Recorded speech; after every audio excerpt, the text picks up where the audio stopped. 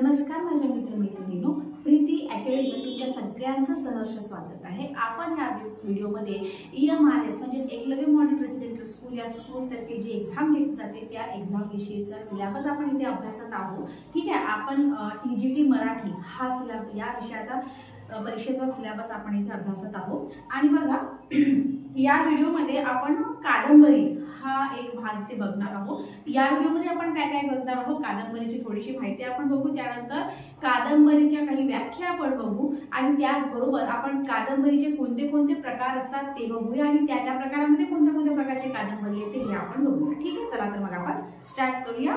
बघा आता सगळ्यात पहिले कादंबरी। प्राचीन काळामध्ये कादंबरी ही दीर्घ कथात्मक स्वरूपात लिहिली जात असते। प्राचीन जो काळ होता आपला, त्या प्राचीन काळामध्ये जी कादंबरी आहे ती दीर्घ कथात्मक स्वरूपात लिहिली जात असते आणि कादंबरी हा विस्तृत स्वरूपातील प्रवाही असा साहित्य प्रकार आहे। आता कादंबरीच्या व्याख्या गुढी केल्या त्या आपण बघूया। आणखी पण भरपूर काही व्याख्या केलेल्या आहे, पण इथे मी सिलेक्टेड 2 लिहिलेले आहे। या पुढील व्हिडिओमध्ये आणखी पण आपण त्याचा अभ्यास करूया। तर सगळ्यात पहिले भालचंद्र नेमाडे, हे तुम्हाला माहित असेल, भालचंद्र नेमाडे यांनी म्हटलंय की कादंबरी म्हणजे प्रदीर्घ भाषिक अवकाश असलेली, आशयसूत्राची अनेक पदर असलेली, त्यामुळे विस्तृत संरचना मांडणारी असते। यांचं म्हणणं काय आहे की कादंबरी कशी असते की कादंबरी प्रदीर्घ भाषिक अवकाश असलेली, आशयसूत्राची अनेक पदर असलेली, त्यामुळे विस्तृत संरचना मांडणारी ती असते। त्याच प्रकारे राघव जाधव यांची कादंबरीबद्दलची व्याख्या अशी आहे की कथानक, व्यक्तिचित्रण आणि लेखकांचा दृष्टिकोन व त्यांना अनुरूप अशी निवेदनाची वर्णने, वातावरण निर्मिती शैली इत्यादी घटकांना विस्तृतपणे संघटित केलेले वास्तव जीवनाचे चित्रण म्हणजे तुमची कादंबरी होय। आता बघा कादंबरीचे प्रकार आहे। कादंबरीचे प्रकार कोणते कोणते आहेत तुमचे? सामाजिक कादंबरी झाली, दलित कादंबरी आहे, ग्रामीण कादंबरी आहे, ऐतिहासिक कादंबरी आहे, ऐतिहासिक कादंबरी आहे। त्याचप्रमाणे आणखी कोणती कादंबरी आहे? एक मनोविश्लेषणवादी कादंबरी आहे, वास्तववादी कादंबरी आहे ना, वास्तववादी कादंबरी आहे, वास्तववादी कादंबरी आहे। त्यानंतर मनोविश्लेषण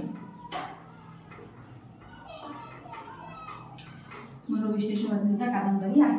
आता ह्या कादंबरीमध्ये ह्या ज्या कादंबरीमध्ये दिल्या आहे, या कादंबरीमध्ये कुठल्या ह्या कादंबरीची म्हणजे कशा प्रकारची कादंबरी असते? दलित कादंबरीमध्ये काय असते, ऐतिहासिक कादंबरीमध्ये काय असते, त्यानंतर सामाजिक कादंबरीमध्ये कोणत्या घटकांचा अभ्यास केला जातो, त्याप्रमाणे त्याचे काही उदाहरणे आपण आता बघूया। बघा मग आता आपण बघूया कुठल्या कुठल्या प्रकारच्या कादंबऱ्या असतात। तर त्या सगळ्यात पहिल्यांदा मी तुम्हाला सांगितलं की सामाजिक कादंबरी। आता सामाजिक कादंबरी म्हणजे काय की 19व्या शतकामध्ये जन्माला आलेला हा प्रकार आहे। सामाजिक कादंबरी जी आहे ती 19व्या शतकामध्ये जन्माला आलेली आहे।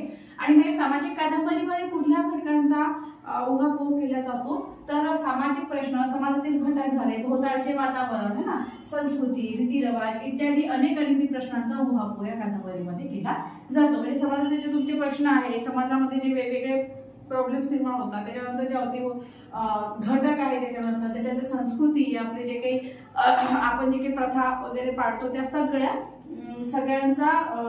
घटकांचा उहापोह हा ह्या सामाजिक कादंबरीमध्ये केला जातो। त्यानंतरची कादंबरी आपण बघितली होती ग्रामीण दलित कादंबरी। तर दलित कादंबरीमध्ये काय बघा, तर भारतीय समाज व्यवस्था ही कशी आहे?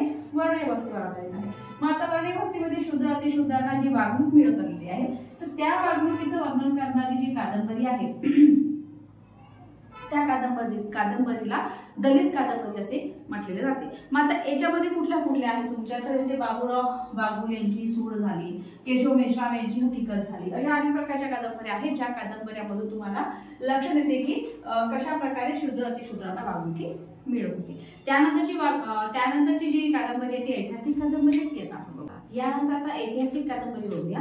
ऐतिहासिक कादंबरीमध्ये बघा, यामध्ये भूतकाळातील जीवन व वातावरण साकारण्याचा प्रयत्न असतो। इतिहास आणि ऐतिहासिक कादंबरी यामध्ये काय असतो? फरक असतो। तर आता स्वामी ही एक कादंबरी इथे आहे, ही एक ऐतिहासिक कादंबरी आहे। त्याच्यानंतर बघा मानसशास्त्रीय कादंबरी। तर मानसशास्त्रीय कादंबरीमध्ये काय काय असते? तर माणसाच्या मनातील भावना झाले, त्यांचे वर्तन झाले, चांगले वाईट होणारे मनातले संघर्ष झाले है ना, चांगले वाईट मनामध्ये झाले, विचार झाले, या सगळ्या गोष्टीचं चित्रण मानसशास्त्रीय कादंबरीमध्ये केले जाते। माणसाच्या वर्तनाबद्दलची कादंबरी असते। आणि ग्रामीण कादंबरी याच्यामध्ये काय, आता ग्रामीण जीवनामध्ये जे काही रूढी परंपरा रीतिरिवाज वगैरे असतात, त्याच्यानंतर निसर्ग झाले, शेती झालं है ना, आर्थिक सामाजिक धार्मिक परिस्थिती वगैरे, रूढी परंपरा इत्यादी गोष्टींचा अभ्यास ग्रामीण कादंबरीमध्ये केला जातो. मग आता याचे काही उदाहरणं आहेत ते म्हणजे तुमचं मोतावाडा झालं, गावगुड झालं, बनगरवाडी, आणखी पण भरपूर काही उदाहरणं आहेत. हे सगळं ग्रामीण कादंबरीमध्ये येतात. ठीक आहे. ऐतिहासिक कादंबरी आहे तुम्ही तेच काय किंवा भूतकाळ म्हणजे तुमचं आपलं भूतकाळामध्ये जे जीवन आहे, वातावरण आहे, सगळं तिथं साकारण्याचा प्रयत्न इथे केला जातो. मानसशास्त्रामध्ये काय असते की माणसाच्या मनातील भावना आहे, त्यांचे वर्तन आहे, यांचा विचार करतो. आणि ग्रामीण कादंबरीमध्ये मग ग्रामीण जीवन, निसर्ग, शेती, आर्थिक वगैरे सामाजिक धार्मिक परिस्थिती इत्यादी सगळ्यांचा विचार इथे केला जातो. या पुढील भागामध्ये बघ, कलेसाठी कला या पक्षाचे पुरस्कर्ते कोण होते? नासी फडके. आता नासी फडके यांच्या याच्यामध्ये कादंबरीमध्ये काय होते की कादंबरीमध्ये याच्यामध्ये अनेकविध घटकांचे मिश्रण आणि त्यांची चित्र तंत्रशुद्ध पद्धतीने नासी फडके यांच्या कादंबरीमध्ये मला पाहायला मिळतात. आणि पहिले महायुद्ध जे झाले त्या पहिल्या महायुद्धामुळे मग तुमचं रशिया पहिले महायुद्ध जे झाले, पहिलं महायुद्ध झाल्यानंतर मग आता जे काही बदल झाला रशियामध्ये झाली, तुमची सामाजिक राजधानी, त्यामुळे तुमचे नास्वादी विचारसरणी झाली, फ्राईड आणि अन्य तुमचे सायकोलॉजिस्ट जे आहेत त्यांचे व्यक्तिमत्वाचे केलेले संशोधन, या सगळ्या गोष्टीचा परिणाम तुमच्या कादंबरीवर झालेला आहे. आणि मार्क्सवादामुळे काय झालं, मग कामगार आणि दलित जीवनाचे जे काही चित्रण आहे ते कादंबरीमध्ये येऊ लागलं. आणि उदाहरणार्थ आपण सांगू शकतो पु ल देशपांडे, नवे जग आहे, जसं खांडेकर यांचे 2 पुत्र आहे, गरीब श्रीमंती मधला जो भेदभाव वगैरे आहे तो त्याच्यामध्ये येऊ लागला, मग दर्शवण्यात जाऊ लागला कादंबरीमध्ये.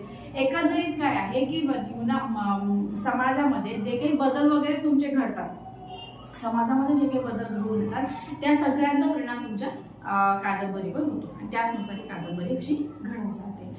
तर मग आजच्या याच्या व्हिडिओमध्ये आपण कादंबरी बघितली, कादंबरीच्या काही व्याख्या बघितल्या, त्यानंतर कादंबरीचे प्रकार आपण बघितले. त्यामध्ये सामाजिक कादंबरी, ऐतिहासिक कादंबरी, ग्रामीण कादंबरी, वास्तववादी कादंबरी, मनुष्यशनवादी कादंबरी वगैरे बघितलेले आहे. आणि इथे नासी फडके यांच्याबद्दलची थोडी आपण माहिती बघितली. आणि जे पहिलं महायुद्ध झालं, पहिल्या महायुद्धानंतर कशा प्रकारे कादंबरीची रचना करण्यात आली होती आता आपण इथेच थांबूया. या पुढील व्हिडिओमध्ये जो काही उरलेला भाग आहे तो आपण लवकरात लवकर कव्हर करण्याचा प्रयत्न करूया. त्याचप्रमाणे MRSच्या पेपरमध्ये जे काही म्हणजे पेडागॉजीचे काही प्रश्न उत्तर वगैरे येतात, यामध्येच जे आपलं 80चं डोमेन असते ना त्यामध्येच ते येतात प्रश्न उत्तर काही, तर त्याचा सुद्धा लवकरात लवकर अभ्यास करण्याचा आपण प्रयत्न करूया. ठीक आहे, मग आता आपण इथेच